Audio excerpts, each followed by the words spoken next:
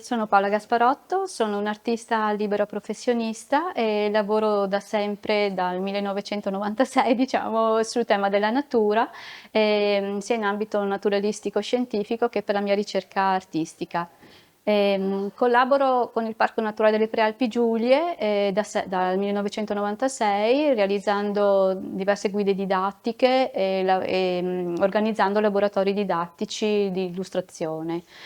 Nel mio campo, diciamo, proprio artistico, la mia visione mi ha portato a, diciamo, analizzare il tema dell'albero e del bosco, e in particolare appoggiandomi anche a testi e alla musica, vicino alla musica classica, barocca e contemporanea. La lettura che mi ha, diciamo così, ispirato a questi nuovi lavori dedicati ai ghiacciai, e quindi mi ha portato distante dai boschi, però sempre all'interno della natura, è stata quella del libro di Andrej Sner Magnusson, uno scrittore islandese, edito da Iperborea, che ha vinto per di più il premio Terzana nel 2020 qui a Udine, e questo libro mi ha ispirato a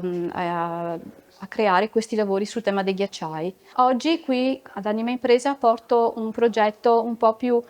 complesso, che è legato anche alla musica, proprio per cercare di portare l'attenzione ancora di più vicina al pubblico, ed è un video intitolato Ghost, proprio come se fossero queste presenze che ci sono ancora ma stanno diventando trasparenti, quasi scomparendo, e sono questi fantasmi di ghiacciai che si stanno fondendo e vogliono ricordarci appunto l'importanza di questi elementi, e che per la loro fragilità e della loro impermanenza, che ci porta, diciamo, ad avere una maggiore attenzione a come viviamo.